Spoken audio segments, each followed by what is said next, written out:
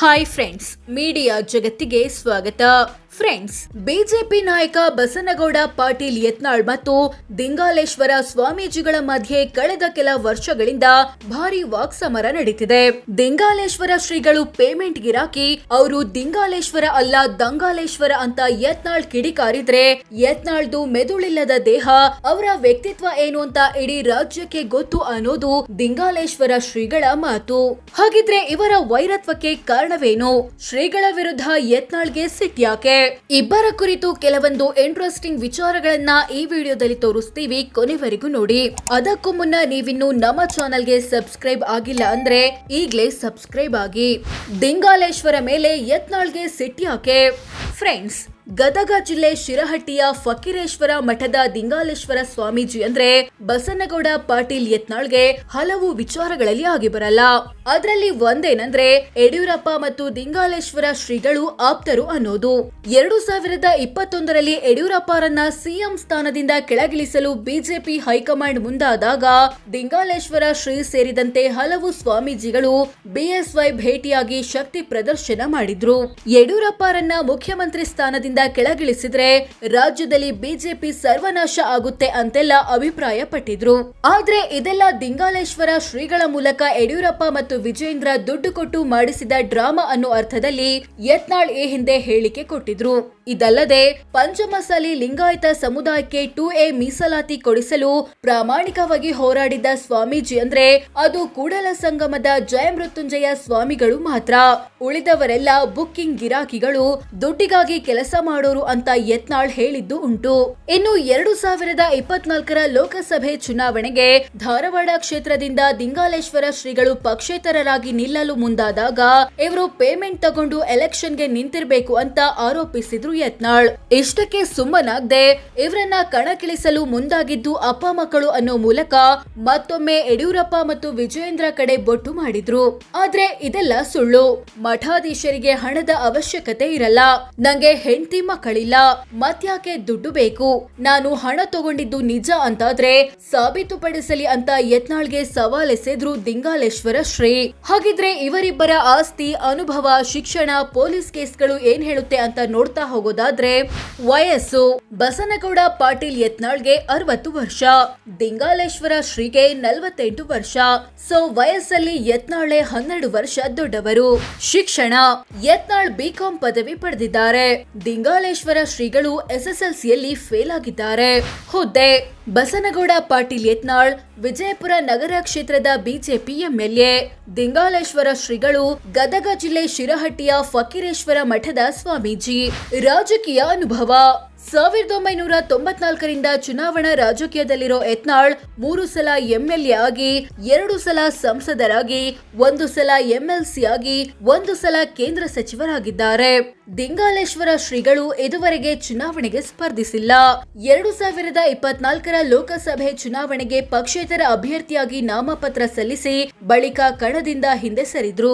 Criminal case, Yatnal ವಿರುದ್ಧ 4 criminal ಪ್ರಕರಣ ಬಾಕಿ ಇವೆ.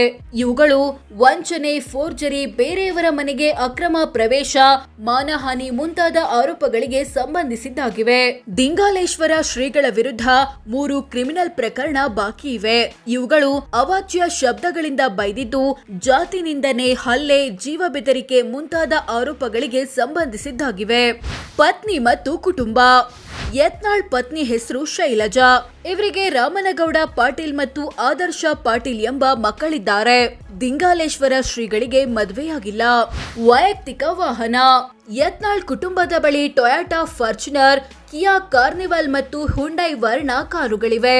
ಇವುಗಳ ಒಟ್ಟು ಮೌಲ್ಯ 84 ಲಕ್ಷ ಅಂತ ಘೋಷಿಸಿಕೊಂಡಿದ್ದಾರೆ. ದಿಂಗಾಲೇಶ್ವರ ಶ್ರೀಗಳ ಬಳಿ Toyota Innova Hycross, Toyota Innova, SML ಇಸುಜು ಮತ್ತು ಮಹೀಂದ್ರ ಟ್ರ್ಯಾಕ್ಟರ್ಗಳಿವೆ. ಇವುಗಳ ಒಟ್ಟು ಮೌಲ್ಯ 80 ಲಕ್ಷ ಅಂತ ಘೋಷಿಸಿಕೊಂಡಿದ್ದಾರೆ. ಚಿನ್ನಾಭರಣ, ಯತ್ನಾಳ್ ಕುಟುಂಬದ ಬಳಿ ಹತ್ತತ್ರ 0.5 kg ಚಿನ್ನ, 2 kg ಬೆಳ್ಳಿ ಮತ್ತು ವಜ್ರದ ಆಭರಣಗಳಿವೆ. ಇವುಗಳ ಒಟ್ಟು ಮೌಲ್ಯ 26 ಲಕ್ಷ. ದಿಂಗಾಲೇಶ್ವರ ಶ್ರೀಗಳ ಬಳಿ 18 ಗ್ರಾಂ ಚಿನ್ನ, 7.25 ಕೆಜಿ ಬೆಳ್ಳಿ ಇದೆ. ಇವುಗಳ ಒಟ್ಟು ಮೌಲ್ಯ 5.5 ಲಕ್ಷ. ಕೃಷಿ ಜಮೀನು.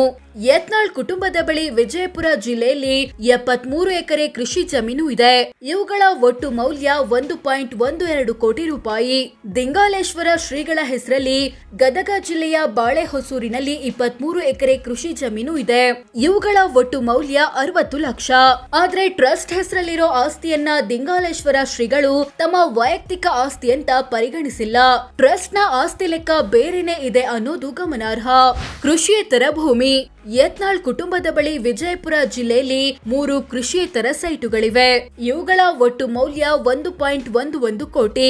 ದಿಂಗಾಲೇಶ್ವರ ಶ್ರೀಗಳ ಹೆಸರಲ್ಲಿ 19 ಕೃಷಿಯೇತರ ಸೈಟುಗಳಿವೆ. ಇವುಗಳ ಒಟ್ಟು ಮೌಲ್ಯ 4.92 ಕೋಟಿ. ವಾಣಿಜ್ಯ ಕಟ್ಟಡ. ಯತ್ನಾಳ್ ಕುಟುಂಬ 5 ವಾಣಿಜ್ಯ ಕಟ್ಟಡಗಳನ್ನ ಹೊಂದಿದೆ. ಇವುಗಳ ಒಟ್ಟು ಮೌಲ್ಯ 2.06 ಕೋಟಿ. ದಿಂಗಾಲೇಶ್ವರ ಶ್ರೀಗಳ ಹೆಸರಲ್ಲಿ 2 ವಾಣಿಜ್ಯ ಕಟ್ಟಡಗಳಿವೆ. ಇವುಗಳ ಒಟ್ಟು ಮೌಲ್ಯ 3 ಕೋಟಿ ರೂಪಾಯಿ. ಸ್ವಂತ ಮನೆ. ಯತ್ನಾಳ್ ಕುಟುಂಬದ ಬಳಿ 4 ಮನೆಗಳಿವೆ. ಇವುಗಳ ಒಟ್ಟು ಮೌಲ್ಯ 1.44 ಕೋಟಿ. ದಿಂಗಾಲೇಶ್ವರ ಶ್ರೀಗಳು ತಮ್ಮ ಹೆಸರಲ್ಲಿ ಸ್ವಂತ ಮನೆ ಇಲ್ಲ ಅಂತ ಘೋಷಿಸಿಕೊಂಡಿದ್ದಾರೆ. ಒಟ್ಟು ಆಸ್ತಿ. ಯತ್ನಾಳ್ ತಮ್ಮ ಕುಟುಂಬದ ಒಟ್ಟು ಆಸ್ತಿ 26 ಕೋಟಿ ಅಂತ ಘೋಷಿಸಿಕೊಂಡಿದ್ದಾರೆ. ದಿಂಗಾಲೇಶ್ವರ ಶ್ರೀಗಳು ತಮ್ಮ ಒಟ್ಟು ಆಸ್ತಿ 9.74 ಕೋಟಿ ಅಂತ ಘೋಷಿಸಿಕೊಂಡಿದ್ದಾರೆ. ಸಾಲ ಮಾಡಿರೋದು. 26 ಕೋಟಿ ಆಸ್ತಿಗೆ ಮಾಲೀಕರಾಗಿರೋ ಯತ್ನಾಳ್ ಕುಟುಂಬ ಬರೋಬ್ಬರಿ 20 ಕೋಟಿಯಷ್ಟು ಸಾಲ ಮತ್ತು ಹೊಣೆಗಾರಿಕೆ ಹೊಂದಿದೆ. 9 ಕೋಟಿ ಆಸ್ತಿ ಘೋಷಿಸಿಕೊಂಡಿರೋ ದಿಂಗಾಲೇಶ್ವರ ಶ್ರೀಗಳು 39 ಲಕ್ಷದಷ್ಟು ಸಾಲ ಹೊಂದಿದ್ದಾರೆ. ಆದಾಯ. ಯತ್ನಾಳ್ರ ವಾರ್ಷಿಕ ಆದಾಯ 77 ಲಕ್ಷ. ಅಂದ್ರೆ ತಿಂಗಳಿಗೆ 6.41 ಲಕ್ಷ, ದಿನಕ್ಕೆ 21,000 ಆಗುತ್ತೆ. ಇವರಿಗೆ ವೇತನ, ಬಾಡಿಗೆ, ಬ್ಯಾಂಕ್ ಬಡ್ಡಿ, ಕೃಷಿಯಿಂದ ದುಡ್ಡು ಬರುತ್ತೆ. ದಿಂಗಾಲೇಶ್ವರ ಶ್ರೀಗಳ ವಾರ್ಷಿಕ ಆದಾಯ 3.88 ಲಕ್ಷ.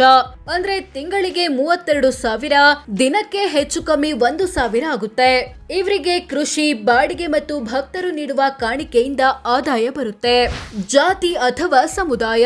ಬಸನಗೌಡ ಪಾಟೀಲ್ ಯತ್ನಾಳ್ ಮತ್ತು ದಿಂಗಾಲೇಶ್ವರ ಶ್ರೀ ಇಬ್ಬರು ಲಿಂಗಾಯತ ಸಮುದಾಯದವರು. ಸೋ ಫ್ರೆಂಡ್ಸ್, ಇದಿಷ್ಟು ಯತ್ನಾಳ್ ಮತ್ತು ದಿಂಗಾಲೇಶ್ವರ ಶ್ರೀಗಳ ಕುರಿತು ಕೆಲವೊಂದು ವಿಚಾರಗಳನ್ನ ತಿಳಿಸಿಕೊಡೋ ಪ್ರಯತ್ನ. ಇವರಿಬ್ಬರಲ್ಲಿ ಯಾರು ಬೆಸ್ಟ್ ಅನ್ಸುತ್ತೆ ಕಾಮೆಂಟ್ ಮಾಡಿ ತಿಳಿಸಿ. ಹಾಗೆ ವಿಡಿಯೋ ಇಷ್ಟ ಆಗಿದ್ರೆ ಲೈಕ್ ಮಾಡಿ, ಶೇರ್ ಮಾಡಿ, ನಮ್ಮ ಚಾನೆಲ್ಗೆ ಸಬ್ಸ್ಕ್ರೈಬ್ ಆಗಿ. ಧನ್ಯವಾದ.